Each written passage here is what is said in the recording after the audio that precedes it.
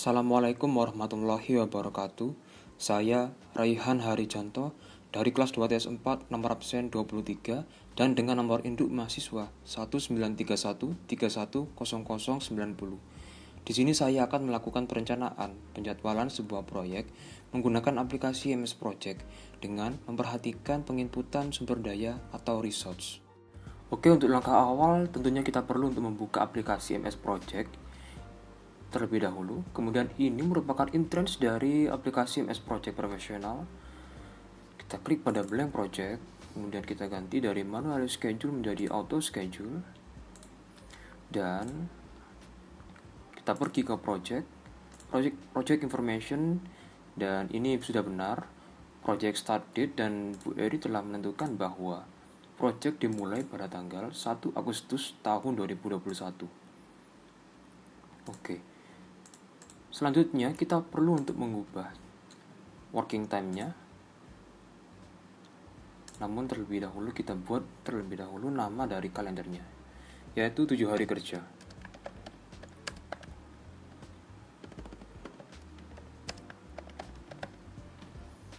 Make a copy of standard calendar. Ibu Eri telah menentukan bahwa hari kerja selama 7 hari kerja, dan dalam satu hari kerjanya itu 8 jam kerja. Tekan pada shift sampai dengan Saturday ini, kita klik Saturday, secara otomatis akan terblok, dan kita pilih set day to this specific working times, di mana dimulai pada jam 08.00, jam 8 pagi hingga jam 12 siang, dan dimulai kembali pada jam 1 hingga jam 5 sore. Namun ada pengecualian terhadap ini hari Jumat, yakni sampai dengan 11.30, istirahatnya lebih awal, akan tetapi untuk akhir dari pekerjaannya dilebihkan setengah jam juga, mengingat bahwa dalam satu hari kerja terdapat 8 jam kerja. Oke. Kemudian kita pilih exception, kita tambah hari-hari tanggal merah yang telah ada pada bulan Agustus, tepatnya tahun 2021 ini. Di sini saya telah melampirkan kalender bulan Agustus hingga September, di mana terdapat 2 tanggal merah pada bulan Agustus, yakni Tahun Baru Islam 1443 Hijriah dan kemerdekaan Indonesia 17 Agustus. Kemudian untuk September tidak ada tanggal merah. Oke.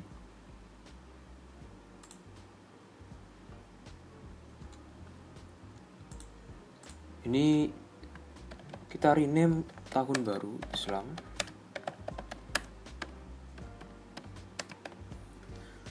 Dan selanjutnya HUT.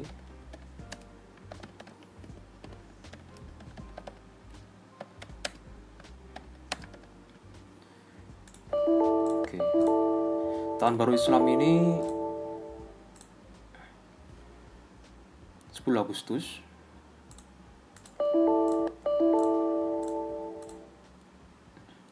Agustus.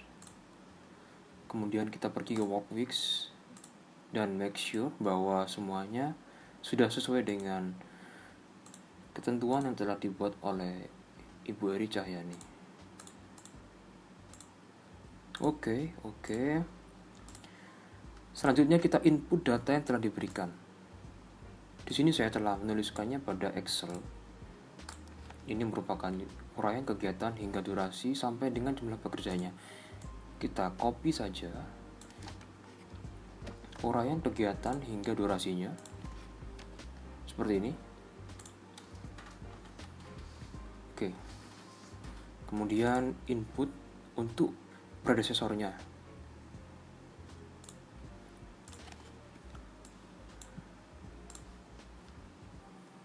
Untuk pekerjaan C, predesesornya itu A. Kemudian D itu A dan B.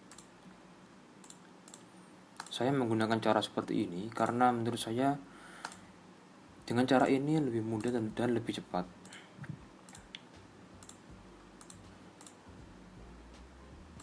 Untuk cara yang lain kita dapat dengan secara manual untuk mengetiknya secara manual.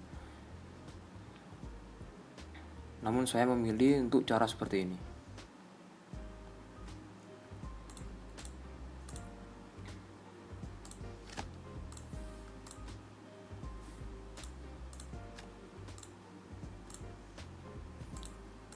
Ini EFH 568 dan kemudian ini C 10, ini G 7, ini M, itu I untuk predesesornya.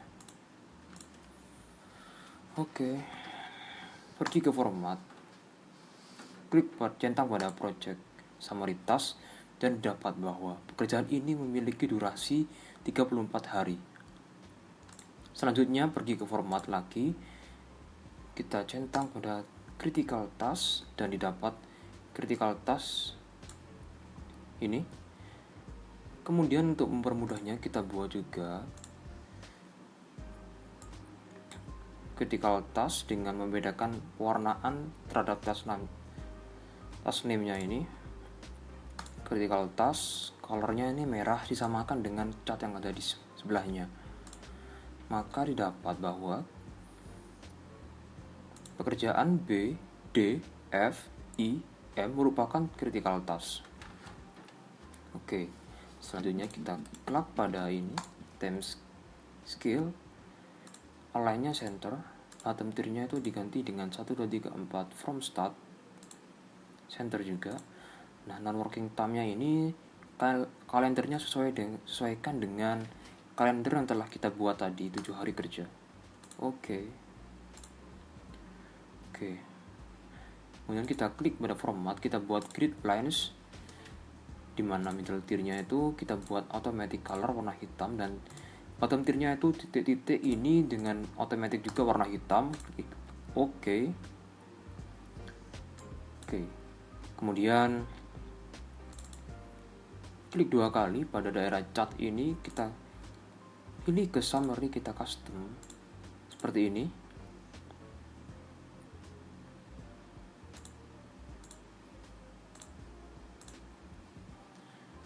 Maka didapat summary-nya seperti ini.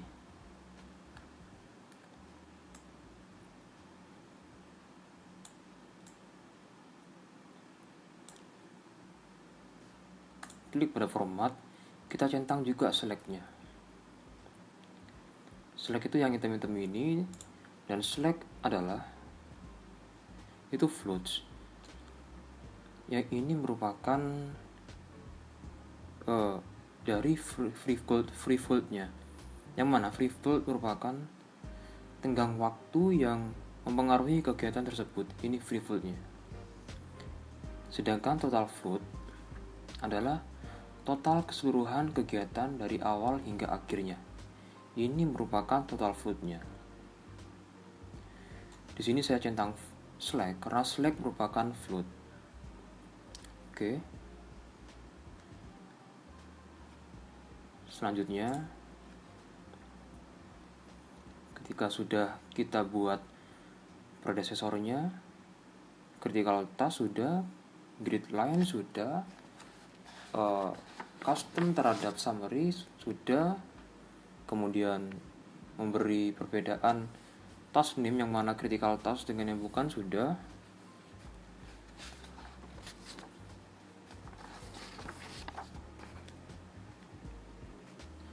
Selanjutnya kita pergi ke resource sheet. Di sini kita akan menginput sumber daya yang akan dipakai pada pekerjaan proyek ini. Di sini saya telah melakukan pengetikan data yang mana saya kerjakan di Excel, hingga di sini saya hanya perlu untuk mengkopinya. Seperti ini, saya copy.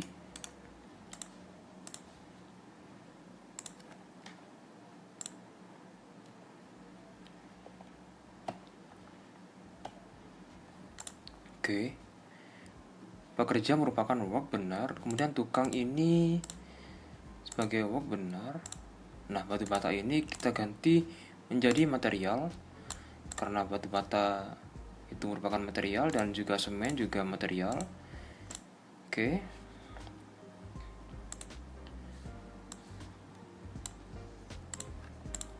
Kemudian untuk ekskavatornya work, subkonnya itu juga work.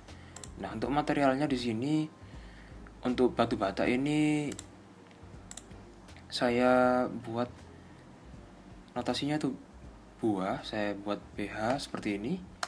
Kemudian untuk semennya saya buat notasinya itu zak. Bisa juga seperti per kilonya juga bisa. Karena tapi di sini saya menggunakan materialnya zak. Untuk inisialnya ini, karena ini sama, kita bisa untuk melakukan custom terhadap subkon listrik ini, kita buat jadi SL, itu bisa. Oke. Kemudian Ibu Eri telah menentukan bahwa untuk maksimal pekerja yang disarankan adalah 16 pekerja. Berarti kita di sini klik pada max ini, kita buat maksimalnya itu 16. Kemudian untuk tukangnya itu saya buat 10. Ini dibuat satu-satu karena ini sebuah pekerjaan dan ini merupakan standard rate. Standard rate merupakan harga resource seperti pekerja yang mana pekerja itu diupahkan per harinya, ataupun untuk material itu seperti semen ini per saknya. Oke. Untuk harganya kerja di sini saya membuatnya itu 80.000 per hari. D.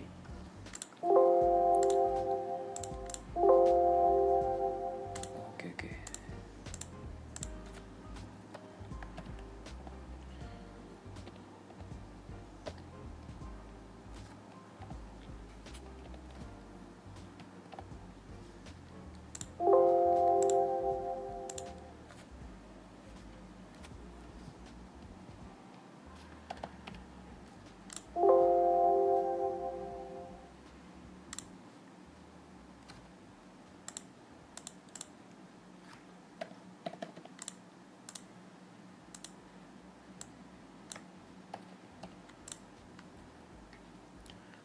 Kemudian untuk ini yang overtime rate itu harga lembur, biasanya itu 2 kali dari harga regulernya.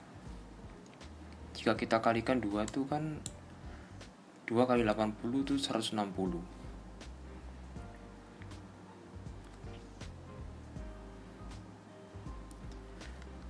Namun untuk ini yang overtime rate ini digunakan itu per jam. Dari 80.000 ini kita kalikan 2, 160.000. Nah, 160.000 ini dikalikan jamnya, yaitu satu harinya itu 8 jam kerja. Maka 160.000 yang tadi sudah dikalikan 2 ini dibagi 8. Maka hasilnya itu 20.000 per jam. Oke. Kemudian ini untuk tukangnya itu 100.000.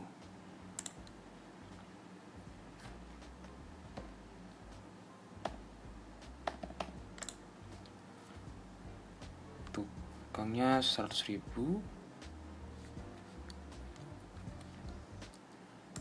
per harinya.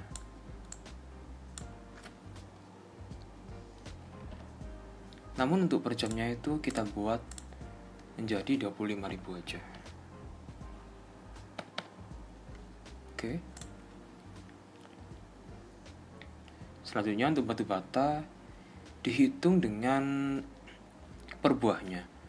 Di sini saya beri harga itu Rp500 per buahnya. Rp500 di standar rate-nya itu. Kemudian untuk semennya per saknya itu 50.000. 50 kilo, 50.000. Kemudian untuk peminjaman eskavator itu dibuat untuk per jamnya itu 350.000. Subkonnya 0. Kemudian kita pergi ke overtime rate ininya. Ini sudah benar. Kemudian accrue. Sebelumnya kita ke cost ini pada subcon listrik ini dibuat cost or use ini dibuat harganya sekitar 1.500.000.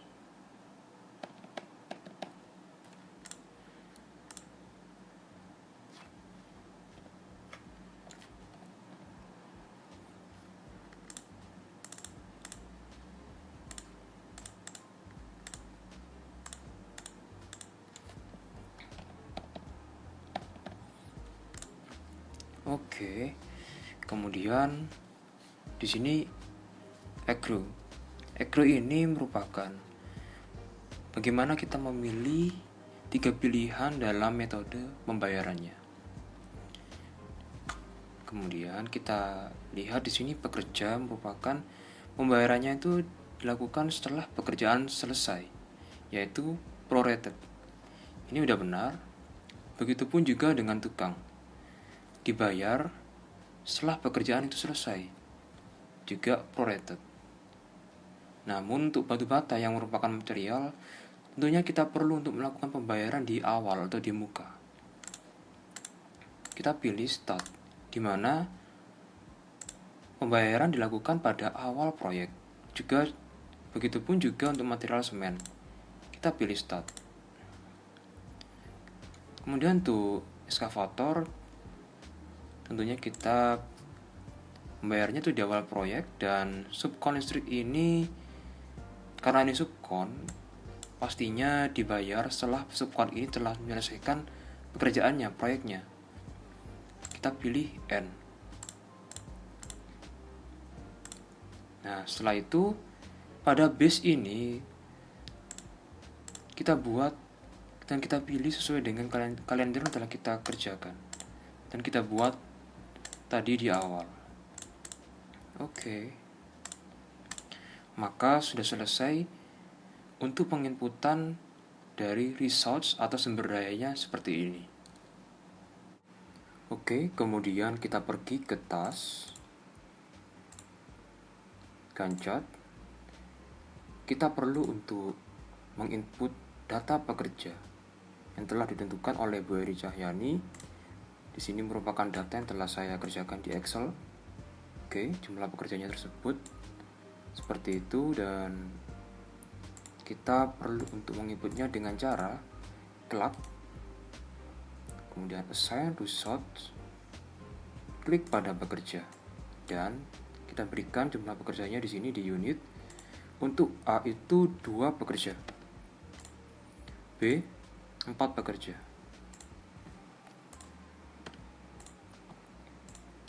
dan C itu 5 pekerja, D itu 6 pekerja, E 2 pekerja, F 8 pekerja, G 5 pekerja, H itu 2 pekerja, I 4 pekerja, J itu 3 pekerja, K 5 pekerja, L 6 pekerja, dan M 2 pekerja.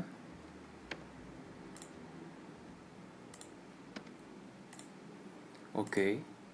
Maka dapat dilihat di sini terdapat this task has overallocated results. yang mana melebihi dari jumlah pekerja yang telah dibataskan. Oke, maka kita perlu ke results, details, oke, task, dan kita pergi ke results graph. Kita klik pada salah satu task dan didapat bahwa pada hari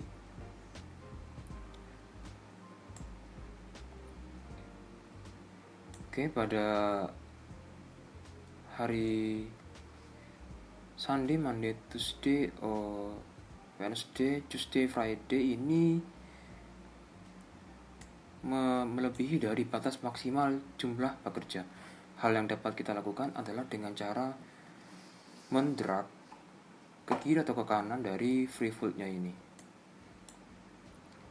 Perlu diketahui yang item ini merupakan nilai float atau waktu tunda, sedangkan yang biru merupakan dari free float, yaitu jumlah total dari kegiatannya. Kita bisa melakukan penggeseran seperti ini. Oke. Dan kita pilih move the task to start on Monday 16 August 21 and keep the link. Oke. Namun kita masih perlu untuk mengubahnya satu persatu. Dan Ibu Eri telah mengajarkan bagaimana caranya. Untuk mempermudahnya, kita pergi ke results dan klik pada level all, level the entire project. Maka secara otomatis seluruh kegiatan tidak ada yang melebihi dari batas pekerja, yaitu 16. Dan dapat kesimpulan, project yang dimulai pada Sunday atau minggu ini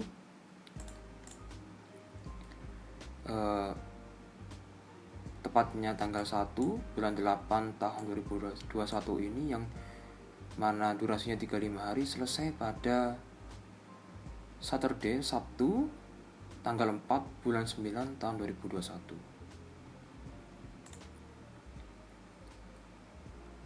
Kemudian saya tampilkan kembali dari